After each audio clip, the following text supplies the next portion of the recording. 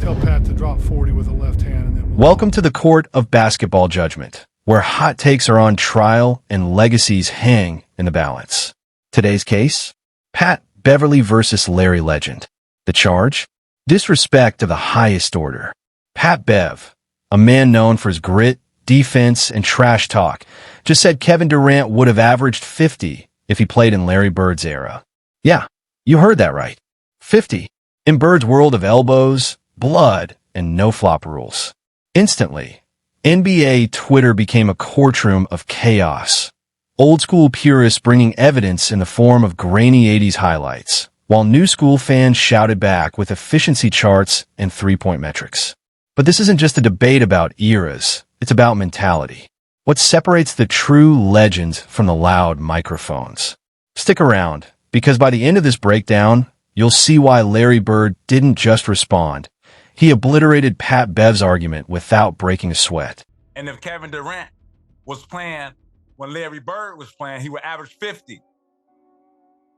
Nobody was averaging 50. Kevin Durant would have been. Kevin Durant's one of my favorite players of all time, but I know. Here's where it gets interesting. Pat Bev isn't just any ex-player. He's part of a growing class of hoopers who've turned podcasts into personality showcases.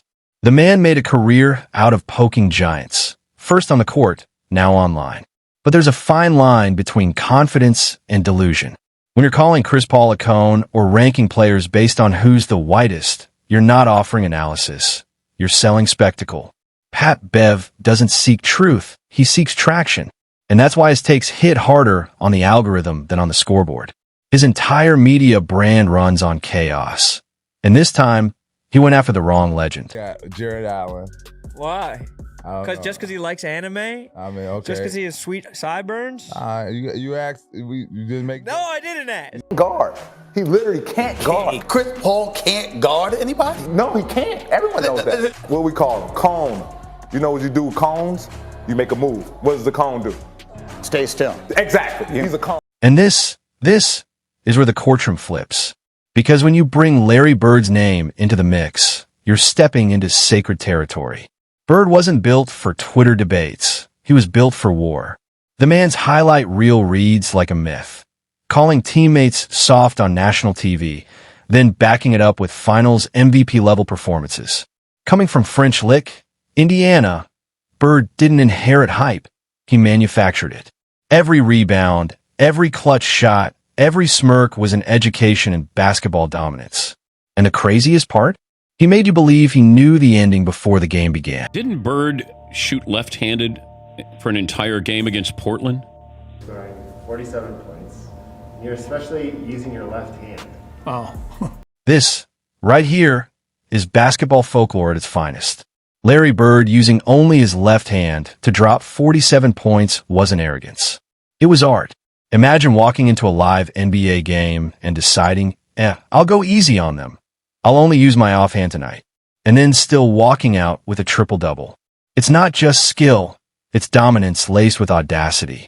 Bird didn't need a filter, a podcast, or social media to prove himself. His proof was in the box score. So when Pat Bev says KD clears Bird, it's like saying someone who microwaves ramen clears a chef who invented cuisine. He's at the free throw line. And gamesmanship and talking a little bit. Just try to ice the shooter a little bit. You know, I did that once, and then I kind of did it again, right? So he gets the ball from the official dribblers once. He's like, Reggie, are you freaking kidding me? Reggie, are you kidding me? I'm the best shooter this game has ever seen. You think you're gonna be able to ice me as he's talking? Next one, wah! I'm like, damn. I walk to the other side, and Kevin McHale goes, yeah, that was kind of stupid of you to do something like that, right? Let's be real. Durant is elite. But this comparison ignores context. KD thrives in an NBA engineered for stars.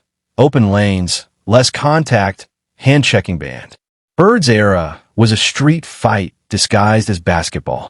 The 80s were a test of survival.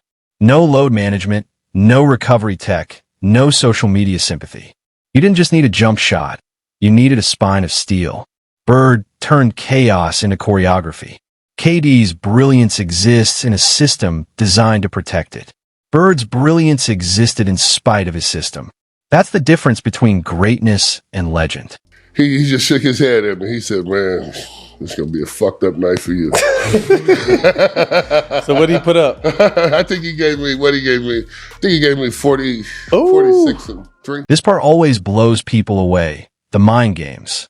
Larry Bird wasn't just a scorer. He was a manipulator of time and psychology.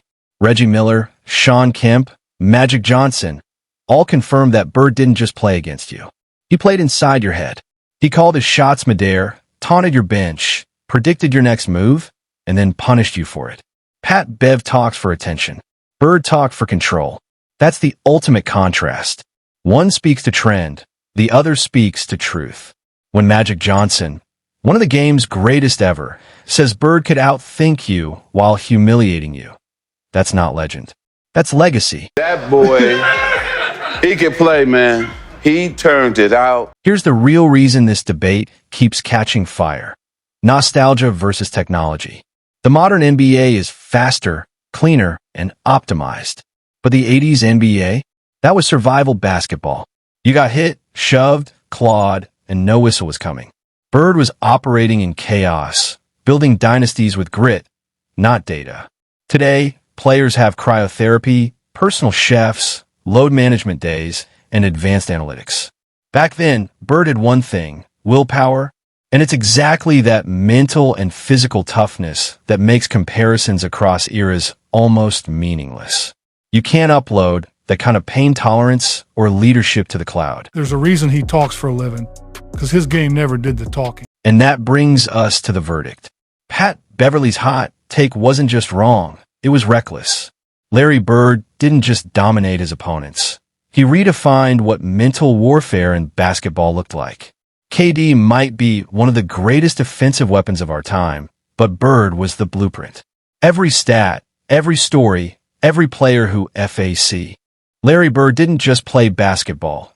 He mastered it, a trash talker who didn't need Twitter, a shooter who didn't need space, and a leader who turned pain into power. Pat Beverly's hot take may have stirred the court, but history speaks louder than hype. Bird faced real contact, real rivalries, and still left with rings, records, and respect. So before anyone says a modern player clears him, remember this. Larry Legend already cleared every obstacle that era could throw at him. Larry Bird didn't just dominate basketball. He defined it. The man didn't have speed, flash, or fancy handles, but he had something far more dangerous, certainty. When Larry stepped on that court, everyone knew what was coming, and no one could stop it. Pat Beverly's hot take might have lit up social media, but history isn't written in hashtags. Bird earned his legacy the hard way, through grit, pain, and pure basketball IQ. Every shot he called, every game he took over, every opponent he humiliated, it all built one undeniable truth. Larry Bird didn't just play in an era. He owned one. So here's the question for you. In the court of basketball truth, who takes the crown? KD or Larry Legend? Drop your verdict in the comments below. And if you love this breakdown, hit that like button, share it with a real hoop fan, and subscribe for more courtroom-style sports showdowns every week. Until next time, this is the Court of Basketball Truth case closed.